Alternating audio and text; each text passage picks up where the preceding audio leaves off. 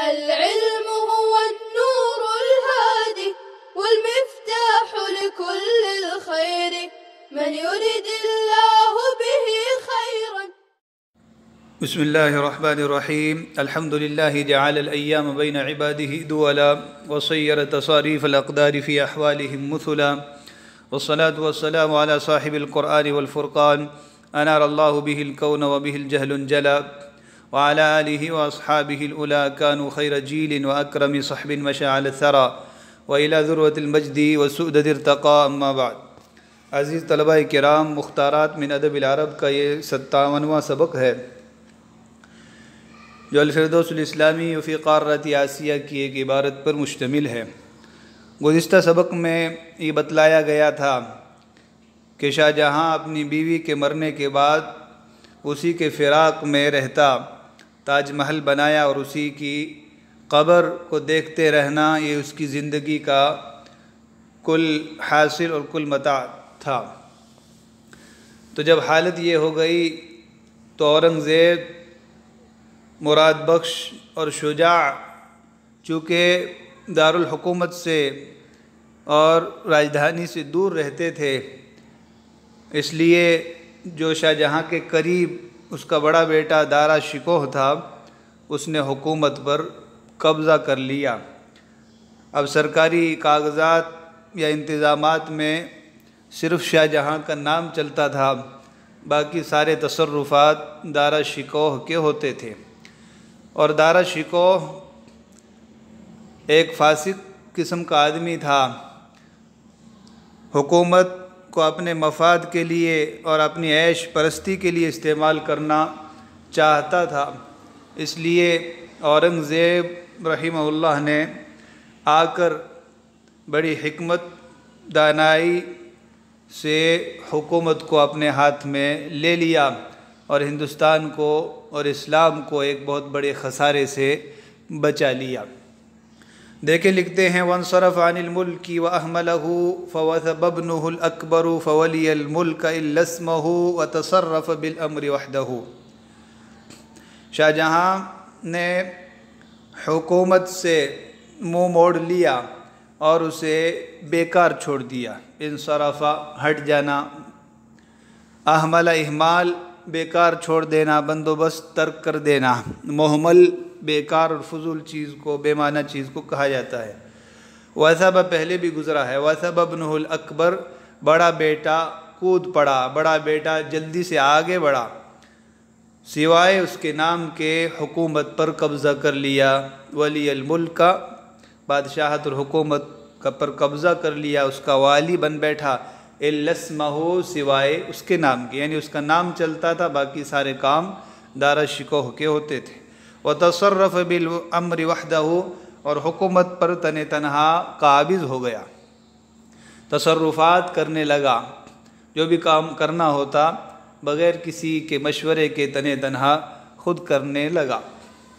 ونازعہ اخوتہ وجاء کل من امارتہ اس کے بھائیوں نے اس کے ساتھ نزاع کیا، اختلاف اور جھگڑا کیا، اور ہر ایک اپنی امارت اور حکومت سے آ گیا۔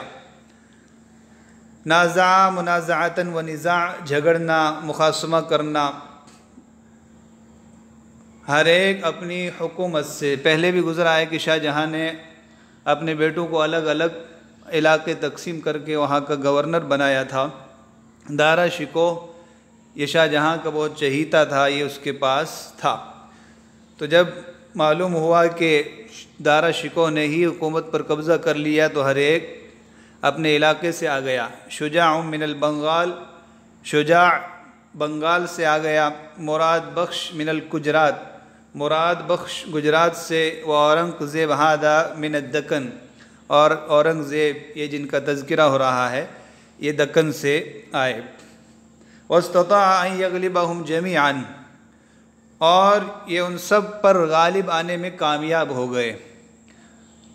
آگرہ کے قریب سخت لڑائی ہوئی اور لڑائی میں دارا شکوہ اور اس کے حمایتیوں کو شکست ہوئی، اور اس طرح اورنگزیب ایک طویل لڑائی کے بعد ان کے سب پر غالب آنے میں کامیاب ہو گئے۔ غلب یغلب غلبتاً غالب آنا، دوسرے کو زیر کرنا۔ وینفرد بالامر، اور تنہا حکومت سنبھال لی، معاملے کا بندوبست ہاتھ میں لے لیا۔ انفرد ینفرد انفراد، منفرد ہونا، تنہا کوئی کام کرنا۔ تو ینفرد بالامر، امر سے مراد یہی حکومت سلطنت، تو تنہا حکومت سلطنت سنبھال لی۔ ووضع اباہ فی قصر من قصور الملک، اور اپنے باپ کو شاہی محلات میں سے ایک محل میں رکھ دیا۔ یہ بہت طویل تاریخ ہے، داستان ہے کیا ہوا۔ انہی چیزوں کو لے کر اورنگزیب رحمۃ اللہ علیہ پر حملے بھی کیے جاتے ہیں اور ان کو متعصب اور ظالم اور کیا کیا کہا جاتا ہے، لیکن در حقیقت اورنگزیب عالمگیر رحمہ اللہ یہ تاریخ کی بڑی مظلوم شخصیت ہے۔ یہ لوگ حکومت کو اپنے عیش پرستی میں استعمال کرنا چاہتے تھے، جیسے باپ نے پوری حکومت کو اپنی ایک بیوی کے لیے داؤ پہ لگا دیا اور پوری سلطنت کا روپیہ پیسہ، اس کی ایک بڑی مقدار ایک تاج محل بنانے میں صرف کر دی۔ تو اس طریقے سے اللہ کے اموال میں اور حکومت اور عوام کے پیسوں میں جو غلط تصرف ہو رہا تھا، اس کو روکنا بہت ضروری تھا۔ اور اورنگزیب چونکہ بچپن سے ہی دینی حمیت اور غیرت لیے ہوئے تھے، اس لیے انہوں نے اپنے انتظامی امور کے لیے اپنے باپ کو ایک محل میں رکھا، کیونکہ باپ کو لے دے کر اپنی بیوی کی قبر سے تسلی ہوتی تھی، تو اس لیے اس کو ایک محل میں رکھ کر قبر دکھانے کا پورا بندوبست کیا گیا۔ فرماتے ہیں وضع اباہ فی قصر من قصور الملک، اپنے باپ کو شاہی محلات میں سے ایک محل میں رکھ دیا۔ وجعل له فیہا ما یشتہیہ من الفرش والطعام واللباس والحاشیۃ والجواری، اور اس کے لیے اس محل میں ہر وہ چیز مہیا کر دی جس کی اس کو خواہش ہو، کپڑے، بستر، لباس، خدام اور نوکرانیاں۔ اشتہا یشتہی چاہنا، خواہش رکھنا۔ ماں کا بیان ہے من الفرش، بستر، فراش کی جمع فرش بستر، طعام کھانے، لباس کپڑے، حاشیہ کی جمع حواشی درباری، خدام نوکر، جواری جاریہ کی جمع ہے لڑکی، نوکرانی باندی۔ وجعل له حیال سریرہ مرآة اقیمت علی صناعۃ عجیبۃ لا تزال تدہش السیاح، اور اس کے پلنگ کے بالمقابل ایک آئینہ بنوایا، ایک آئینہ رکھوایا جو ایسی عجیب کاریگری سے بنایا گیا تھا جو آج بھی سیاحوں کو دہشت میں ڈال دیتا ہے۔ حیال یہ سامنے اور بالمقابل کے لیے استعمال ہوتا ہے، باب نصرہ سے مصدر ہے، تو حیال سریرہ اس کے پلنگ کے بالمقابل، پلنگ کے سامنے، جیسے کہا جائے گا جلس حیالہ، اور اس کے سامنے بیٹھا، یا جلس بھی حیالہ باب استعمال ہوتا ہے، اور اس کے سامنے اس کے بالمقابل بیٹھا۔ صناعت عجیبہ، عجیب کاریگری، کمال ہنر سے ایک ایسا آئینہ بنایا گیا۔ مرآت ان کی جمع مرائن، آئینہ، آج بھی وہ سیاحوں کو دہشت میں ڈال رہا ہے۔ یرا منہا تاج محل علی البعد وہو مضطجع فی سریرہ کأنہ امامہ، شاہ جہاں اس آئینے سے دوری کے باوجود تاج محل کو دیکھ لیتا تھا، اپنے بستر پر لیٹے لیٹے، گویا کہ تاج محل اس کے سامنے ہے۔ تو اس طریقے سے اس کو بنایا گیا تھا کہ دور ہونے کے باوجود وہ اسے دیکھ لیتا تھا۔ علی البعد، دور ہونے کے باوجود، دوری کے باوجود۔ اسی طرح عن بعد بھی استعمال ہوتا ہے، دور سے، جیسے تعلیم عن البعد، فاصلاتی تعلیم، ڈسٹینس لرننگ، دور سے بیٹھے بیٹھے جو بندوبست ہوتا ہے تو اس کو فاصلاتی تعلیم یا تعلیم عن بعد کہا جاتا ہے۔ جیسے آپ کی یہ تعلیم عن بعد ہو رہی ہے کورونا وائرس کی وجہ سے۔ وَهُوَ مُضْطَجِعٌ، اضطجع اضطجاع لیٹنا، سریر کی جمع سرور پلنگ، وَكَانَ ذَلِكَ كُلُّ مَا بَقِيَ لَهُ مِن لَذَائِذِ دُنْيَا، اور یہی وہ کل کائنات تھی جو دنیاوی لذتوں میں اس کے لیے باقی رہ گئی تھی، یعنی یہی چیزیں اب اسے لذیذ اور پسند آتی تھی، باقی اس کے علاوہ اس سے حکومت سے کچھ لینا دینا نہیں تھا۔ بقیہ یبقى بقا ماں کا بیان ہے من لذائذ دنیا۔ آگے لکھ رہے ہیں وَكَانَ جُلُوسُهُ عَلَى سَرِيرِ الْمُلْكِ سَنَةَ 68 وَأَلْفٍ لِلْهِجْرَةِ قبل 300 سنہ۔ اورنگزیب کا سریر مملکت پر، حکومت کے تخت پر بیٹھنا 1068 ہجری میں، یعنی آج سے 300 سال پہلے ہوا۔ جلوس مصدر ہے بیٹھنا، سریر الملک بادشاہ کا پلنگ، سریر مملکت یہ کنایا ہے بادشاہت سنبھالنے سے۔ تو 1068 میں شاہ جہاں رحمہ اللہ نے حکومت سنبھالی، تو حضرت جس وقت لکھ رہے تھے اس وقت لگ بھگ 300 سال ہوئے تھے، اب تقریباً 400 سال ہونے آ رہے ہیں۔ فرما رہے ہیں وَكَأَنِّي بِكُمْ تَظُنُّونَ أَنَّ هَذَا الْمَلِكَ الَّذِي رُبِّيَ بَيْنَ كُتُبِ الْفِقْهِ وَأَوْرَادٍ نقشبندیہ سَيَدْخُلُ خَلْوَتَهُ، مجھے لگتا ہے کہ تم یوں سمجھو گے، تم یوں خیال کرو گے کہ یہ بادشاہ جو فقہ کی کتابوں اور نقشبندیہ کے اوراد و وظائف کے درمیان پروان چڑھا، تربیت پائی، یہ اپنی خلوت میں داخل ہو جائے گا۔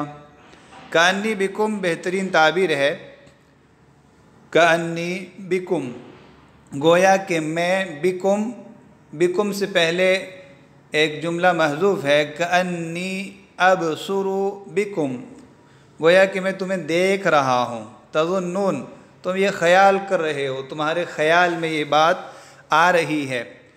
تو کسی بات کے لیے یہ تعبیر استعمال کی جاتی ہے کہ انی بکم، ایسا لگ رہا ہے کہ تم یہ سمجھو گے، مجھے خیال ہو رہا ہے کہ تم یوں گمان کرو گے۔ تو کانی ابصر بکم، گویا کہ میں تمہیں دیکھ رہا ہوں، تم یوں کہو گے، تم یوں خیال کرو گے کہ بادشاہ جو فقہ کی کتابوں اور نقشبندیہ کے اوراد و وظائف کے درمیان تربیت پایا۔ ورد کی جمع اوراد، وظائف صوفیہ کرام کی طرف سے سالکین کو جو اوراد دیے جاتے ہیں ان کو ورد سے تعبیر کیا جاتا ہے، اور نقشبندیہ سلاسل اربعہ میں سے ایک سلسلہ ہے۔ تو یوں کہہ رہے ہیں کہ حضرت کہ اورنگزیب کی جو ابتدائی تعلیم و تربیت ہوئی ہے وہ تو فقہ کی کتابوں اور نقشبندیہ کے اوراد کے درمیان ہوئی ہے، تو لوگ سمجھیں گے کہ یہ تو بہت بڑا صوفی ہے، بہت بڑا بزرگ اللہ والا ہے، تو یہ اپنی خلوت میں چلا جائے گا، تنہائی میں جا کر ذکر و اذکار میں مشغول ہو جائے گا اور بادشاہت کو یوں ہی چھوڑ دے گا، لیکن بات ایسی نہیں جیسا کہ حضرت لکھ رہے ہیں۔ وَيَعْمَلُ مِن قَصْرِهِ مَدْرَسَةً أَوْ تَكِيَّةً، اور اپنے محل کو، اپنے قصر شاہی کو مدرسہ یا خانقاہ بنا ڈالے گا۔ تکیہ کی جمع تکایا، خانقاہ یہ ترکی سے آیا ہے، خانقاہ تکیہ بھی بولتے ہیں اردو میں بھی۔ یصلی ویقرأ فی کتب الفقہ، نماز پڑھے گا اور فقہ کی کتابیں پڑھے گا۔ ویسیب امور الدنیا ویہملها زاہدا فیہا، اور دنیاوی امور کو یوں ہی چھوڑ دے گا اور ان سے بے رغبتی کرتے ہوئے انہیں محمل کر دے گا، ضائع کر دے گا۔ سیب یسیب تسیب، بے روک ٹوک چھوڑ دینا، بندوبست نہ کرنا۔ ساب یسیب، سیبن کا معنی ہوتا ہے چھوٹ جانا، بغیر روک ٹوک کے آنا جانا، اسی سے سائبہ ایسا جانور جسے بتوں کے نام چھوڑ دیا گیا ہو، سانڈ۔ تو سیبہ اسی سے، اس میں یہ باب تفعیل سے ہے، بیکار چھوڑ دینا، بے روک ٹوک چھوڑ دینا۔ احمل احمال ابھی پہلے گزرا، زاہدن حال ہے۔ تو گویا کہ لوگ یوں سمجھتے ہیں، اور لوگوں کے دماغ میں جب بھی تصوف اور سلوک کی باتیں آتی ہے اور وہ بڑا اللہ والا ہے یہ کہا جاتا ہے، تو لوگ یہی سمجھتے ہیں کہ اسے دنیا سے کوئی لینا دینا نہیں ہے۔ یہ غلط بات ہے، یہ اسلام کا سکھایا ہوا طریقہ نہیں ہے۔ اسلام دین و دنیا دونوں کا جامع ہے، حکومت بھی اور مسجد بھی، ساری چیزوں کو اسلام جوڑتا ہے۔ سارے شعبۂ زندگی میں اسلام کی رہنمائیاں موجود ہیں۔ تو اورنگزیب رحمہ اللہ چونکہ صحیح اسلام کو سمجھے ہوئے تھے، اس لیے ان کا دونوں چیزوں سے پورا تعلق تھا، ہر ایک کو اس کا حق دیتے تھے۔ وہی لکھ رہے ہیں کلا یا سادتو، جنابو ایسا ہرگز نہیں ہے، وما ہادہ خلائق الاسلام، اور یہ اسلام کے اخلاق نہیں ہیں۔ خلیقہ کی جمع خلائق، اخلاق۔ ولا ہدی طریقتہ، اور نہ ہی یہ اسلام کا طریقہ ہے۔ ہادی میں ایک لغت ہدی ہے۔ ان العمل لاسعاد الناس واقامت العدل ورفع الظلم وجہاد الکافرین المفسدین فی الارض، یقیناً لوگوں کی خوش بختی کے لیے، ان کو راحت دینے کے لیے کام کرنا، عدل کو قائم کرنا، ظلم کا خاتمہ کرنا، زمین میں فساد مچانے والے کافروں کے ساتھ جہاد کرنا، کل ذالک صلاۃ کالصلاۃ فی المحراب، یہ سب کے سب کام محراب میں نماز پڑھنے کی طرح ایک نماز ہے۔ یہ ہے اسلام کا طریقہ، یہ ہے اسلام کے اخلاق۔ محراب کی جمع محاریب، مسجد کا محراب۔ بل هو خیر من صلاۃ النفل و صوم التطوع، بلکہ یہ کام نفلی نماز اور نفلی روزے سے کہیں بڑھ کر ہے۔ نفلی نماز اور نفلی روزے کا فائدہ صرف اپنی ذات تک محدود ہے، جبکہ ان چیزوں کا فائدہ سارے لوگوں تک ہے، لہذا تمام لوگوں کو فائدہ پہنچانا یہ ذاتی فائدے سے کہیں بڑھ کر ہوگا۔ نفل فرض اور واجب کے علاوہ نمازوں کو کہا جاتا ہے۔ تطوع بھی نفل کے معنی میں استعمال ہوتا ہے، باب تفاعل سے ہے۔ العمل التطوعی، رضا کارانہ کام، ایسا کام جو ذمے میں لازم نہ ہو لیکن کوئی بندہ ثواب کے لیے اسے کرے تو اس کو العمل التطوعی کہا جاتا ہے۔ وعدل ساعۃ افضل من عبادت 40 سنہ، اور ایک وقت کا عدل، ایک گھڑی کا انصاف، یہ 40 سال کی عبادت سے افضل ہے۔ تو یہ اسلام کے اخلاق ہیں، اور انہی اخلاق کو اورنگزیب رحمۃ اللہ علیہ نے اپنایا تھا۔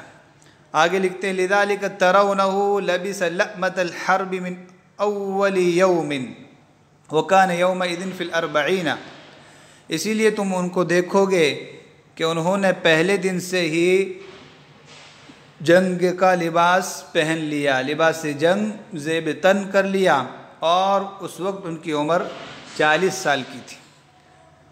لأمہ اس کی جمع لأمن بھی ہے اور لؤمن بھی، لباس جنگ کو کہا جاتا ہے، جیسے زرہ، نیزہ، ڈھال، تلوار وغیرہ۔ استعلمہ زرہ پہننا، تو پہلے ہی دن سے انہوں نے لباس جنگ پہن لیا، جنگی لباس پہن لیا۔ اس وقت وہ 40 سال کی عمر کے تھے۔ وَنَهَضَ بِنَفْسِهِ، اور بذات خود اٹھ کھڑے ہوئے، نہض ینہض اٹھنا۔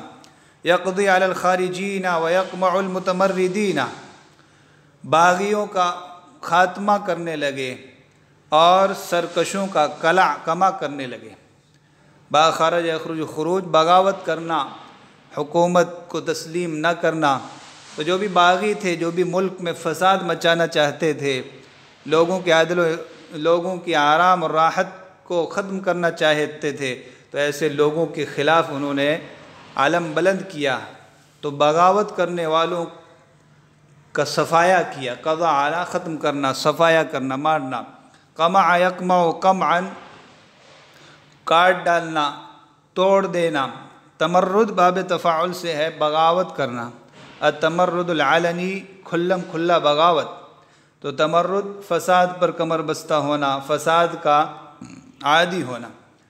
وَيَفْتَحُ الْبِلَادِ اور ملکوں کو فتح کرنے لگے۔ وَيُقَرِّرُ الْعَدَالَةَ وَالْأَمْنَ فِي الْأَرْضِ اور زمین میں انصاف اور امن کو نافذ کرنے لگے، ثابت اور مقرر کرنے لگے۔ عدالت، انصاف۔ وَمَا زَالَ يَنْتَقِلُ مِنْ مَعْرَكَةٍ يَخُوضُهَا إِلَى مَعْرَكَةٍ اور وہ مسلسل ایک معرکے میں گھس کر دوسرے معرکے کی طرف منتقل ہوتے، ایک معرکہ سر انجام دے کر دوسرے معرکے کی طرف، دوسری جنگ کی طرف منتقل ہوتے۔ معرکہ را کے فتحہ کے ساتھ اس کی جمع معارک، جنگ، یخوض بارہا گزرا، گھسنا۔ تو ایک معرکے میں گھستے، اس کو انجام تک پہنچاتے، پھر دوسرے معرکے میں دوسرے سرکشوں کے ساتھ لڑتے تھے۔ بہت سے لوگوں کے ساتھ ان کی لڑائی تھی، بہت سے لوگوں کے ساتھ ان کا سامنا تھا۔ شیعیت کو بھی بہت زیادہ، شیعیت نے بھی ہندوستان کو نقصان پہنچا رکھا تھا، ان کا کلا کما بھی ضروری تھا، اور دوسرے بھی لوگ تھے۔ وَمِن بَلَدٍ يُصْلِحُهُ إِلَى بَلَدٍ اور ایک شہر کی اصلاح کرنے کے بعد دوسرے شہر کی طرف منتقل ہوتے۔ حَتَّى امْتَدَّ سُلْطَانُهُ مِن سُفُوحِ ہمالیَةَ إِلَى السِّيفِ الْبَحْرِ مِن جُنُوبِ الْهِنْد یہاں تک کہ ان کی سلطنت دامن کوہ ہمالیہ سے لے کر جنوبی ہند میں ساحل سمندر تک ممتد ہو گئی، دراز ہو گئی۔ امتد، یمتد، امتداد، دراز ہونا، پھیل جانا۔ تو حتی امتد سلطان ہو، یہاں تک کہ ان کی سلطنت، ان کی حکومت پھیل گئی۔ من سفوح ہمالیہ، سفحن کی جمع سفوح، دامن کوہ، پہاڑ کا نچلا حصہ۔ تو ہمالیہ پہاڑ کے دامن سے لے کر جنوبی ہند میں ساحل سمندر تک پہنچ گئی۔ جنوبی ہند، کرناٹک وغیرہ، تمل ناڈو، ادھر کا علاقہ۔ سیف کی جمع سیاف، ساحل سمندر کو کہا جاتا ہے۔ سیف تلوار کو کہتے ہیں، یہ سین کے کسرہ کے ساتھ سیف۔ تو ہمالیہ پہاڑ سے لے کر ساحل سمندر تک اتنی لمبی حکومت ہو گئی۔ ہمالیہ تو شمال میں واقع ہے، تو گویا کہ شمال سے لے کر جنوب تک ان پورے علاقوں پر حضرت کی حکومت اور سلطنت پھیل گئی۔ ہمالیہ یہ سنسکرت کے لفظ ہمالے سے بنا ہے، جس کے معنی ہوتا ہے برف کا گھر۔ تو ہمالیہ پہاڑ کی جو چوٹیاں ہیں یہ پوری کی پوری برف سے ڈھکی رہتی ہے، اس لیے ان کو برف کا گھر کہا جاتا ہے۔ اسی پر ماؤنٹ ایوریسٹ جو دنیا کی سب سے اونچی چوٹی ہے، دنیا کے بہت سے بڑے دریا جیسے دریائے سندھ، دریائے گنگا، برہم پتر، جیحوں وغیرہ، یہ سارے دریا اسی کوہ ہمالیہ سے نکلتے ہیں، اور ان دریاؤں کی وادی میں دنیا کی 3 ارب یعنی دنیا کی تقریباً آدھی آبادی بستی ہے، اور بہت سارے ملک ہیں، ہندوستان، پاکستان اور وسط ایشیا کے سارے ممالک اس پانی سے فائدہ اٹھاتے ہیں۔ ہمالیہ کا جو بنیادی سلسلہ ہے یہ مغرب میں دریائے سندھ سے لے کر مشرق میں دریائے برہم پتر کی وادی تک پھیلا ہوا ہے۔ تو یہ بر صغیر کے شمال میں تقریباً 2400 کلومیٹر ایک محراب نما یا کمان نما شکل بناتا ہے، تو بہت بڑا ایک سلسلہ ہے ہمالیہ کا۔ تو یہ اس پورے سلسلے سے لے کر جنوب ہند تک ان کی حکومت پھیلی ہوئی تھی۔ وَكَادَ يَمْلِكُ الْهِنْدَ كُلَّهَا اور قریب تھا کہ وہ سارے ہندوستان پر، پورے بر صغیر پر قابض ہو جائے، پورے بر صغیر کے بادشاہ اور مالک بن جائیں۔ حتیٰ قضی شہیداً فی سبیل اللہ فی اقصى الجنوب بعیداً عن عاصمتہ باکثر من 1500 کیل یہاں تک کہ اللہ کے راستے میں شہادت کی حالت میں ان کی وفات ہو گئی، شہادت کی حالت میں ان کی وفات ہو گئی۔ ان کی راجدھانی سے دور دراز جنوب کے آخری کنارے میں، جو کہ راجدھانی سے 1500 کلومیٹر دور ہے۔ تو شہید کا مطلب یہاں اللہ کے راستے میں جان دینے والا، باقی کسی نے ان پر وار کیا ہو جس کی بنا پر ان کی موت ہوئی ہو، شہادت جو اصطلاحی معنی ہے وہ مراد نہیں ہے۔ تو اکثر جنوب کے دور کے علاقے میں، راجدھانی سے تقریباً 1500 کلومیٹر دور، تو یہاں پر خلد آباد میں ان کو دفن کیا گیا ہے۔ وفات سے پہلے انہوں نے وصیت کی تھی کہ جہاں پر مجھے موت آئے وہاں سے مجھے زیادہ دور نہ لے جایا جائے، اور میرا جو کفن ہو وہ 5 روپے سے زیادہ قیمت کا نہیں ہونا چاہیے۔ تو یہ عظیم بادشاہ تھے۔ مزید ان کے حالات زندگی آگے آ رہے ہیں۔ وصلی اللہ وسلم علی نبینا محمد وعلی آلہ وصحبہ اجمعین۔ السلام عليكم، لا تنسوا الاعجاب بالفيديو والاشتراك في القناة تشجيعا لنا لنستمر بنشر المزيد إن شاء الله.